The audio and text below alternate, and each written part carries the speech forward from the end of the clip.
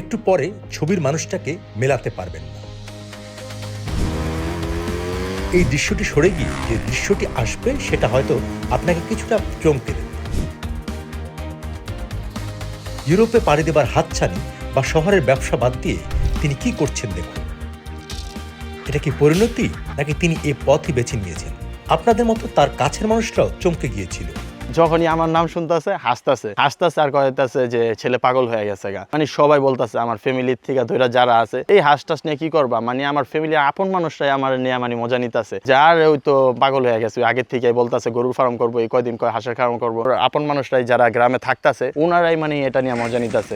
যুদ্ধটা শুধু হাঁস পালন নিয়ে নয়, পরিবারের ইচ্ছার বিরুদ্ধে শহর থেকে গ্রামে ফেরা এবং সেখানে একা বসবাস, রান্নাবান্না, হাঁস পালন দেখে নিছক পাগলামি বলেই ধরে নিয়েছিল গ্রামবাসী। আমার একাই থাকতে হইব গ্রামে। তো আসার পর দেখা যাচ্ছে ফার্স্টে 2-1 দিন তো আমার এটাও ভয় লাগতো যে ঘরের মধ্যে সাপ আছে কিনা, ভূত টুত এগুলা, মানে শহরে থাকতাম তো এগুলা ভয় লাগতো একা একা থাকতে। দেখা যেত আমাদের যে বাড়ি এখানে আমার দাদা থাকতে 20-25 বছর আগের বাড়ি, এগুলো মানে মাঝে মধ্যে এখানে আসা ঘুরতে হইতো, 1 বছর পর 2 বছর পর আসতাম। কিন্তু তখন থেকে আমি যখন আসি দেখা যেতেছে ঘরের দুয়ারের অবস্থা খারাপ, সবকিছু মানে অনেক ভয় লাগতো ফার্স্টে। তারপর একা থাকছি দেখা যেতেছে এখানে একা থাকা, একা খাওয়া, এই সবকিছু আমার একা করতে হইতো। মাঝে মধ্যে একা খাওয়ার কারণে দেখা যেতেছে আমার নিজে রান্না করতে হইতো। মাঝে মধ্যে এরকম সময় যেত যে আমার ক্ষুধা লেগে আছে কিন্তু সারাদিন কাজ করার পর আমার শরীর ভালো লাগতেছে না, খাইতে মন চাইতেছে না, তখন আমি না খেয়ে শুয়ে থাকি। দেখা যেতেছে আমার ওয়েট ছিল 75, ওদিক থেকে 75 থেকে দেখা গেছে হাঁসের প্রথম 2 মাসে আমার ওয়েট কইমা প্রায় 6 কেজি কমে গেছে, শরীর পুরো ভাঙ্গা অবস্থা খারাপ হয়ে গেছে। এইসব দিকে তাকাই নাই, আমি হাঁসের সাথেই ছিলাম। মানে হার মানার চিন্তা তো মাথায় আসেই নাই, যেহেতু আমি ছোট থেকে যে জিনিসটা আমি ফোকাস করতাম ওই জিনিসটা পুরো ভালোভাবে করার চেষ্টা করতাম। তো আমি যেহেতু এটা করছি আল্লাহর কাছে চাইতাম, আল্লাহরে বলতাম, নামাজ পড়তাম, বলতাম যে আল্লাহ তুমি দিও। প্রতারণা, ধোঁকা খেয়ে শুরুতেই কিছুটা হতাশ হয়েছেন, কিন্তু দমে যাননি। মানে এত ভালো দেখছি তো ওনার থেকে আমার চিন্তা ভাবনা ছিল যে ওনার থেকে আনবো, যেহেতু উনি একজন ধার্মিক মানুষ। তো ওনার থেকে আনতে গেছি, আমার কথা ছিল যে 900 মেয়ে দিব, 100 ছেলে দিব।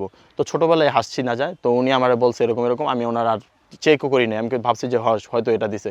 কিন্তু বড় হওয়ার পর দেখতেছি যে 550-র মতো মেয়ে আছে, 450টাই ছেলে দিয়ে দিছে। ওইগুলার অনেক খরচ করছি, ব্যয়বহুল খরচ করে পর বড় করার পর দেখা যায় ওইগুলো সেল হয়ে গেছে। আলহামদুলিল্লাহ অনেকজন হলো এটা পারতো না, ভাঙ্গা যেত গা, কিন্তু আমি মনের শক্তি বল হারাই নাই, নিজের ধরে রাখছি। শেষ হাসি তিনিই হাসলেন, কাজে জবাব দিলেন যারা শহুরে ছেলেকে পাগলামি বলে উপহাস করেছিল। অবশেষে শেষ হাসিটা আমি হাসি আলহামদুলিল্লাহ। তো আল্লাহ পাক দিছে আমার আলহামদুলিল্লাহ, ফার্স্ট টাইম করে আমি আলহামদুলিল্লাহ অনেক সাকসেস হয়েছি। পার মান্থ এটার থেকে আমার আসতেছে মান্থলি 1,20,000 মতো আসতেছে। দেখা যেতেছে 520টা হাঁস আছে, 450 থেকে 460টা ডিম দিতেছে। তো এই ডিমটা আপনার বিক্রি করতে গেলে 7,000-এর মতো যেতেছে, পার ডে খরচ আছে ধরেন 3,000 টাকা, 4,000 টাকা করে থাকলে মান্থলি আমার 1,20,000 টাকার মতো থাকতেছে আলহামদুলিল্লাহ।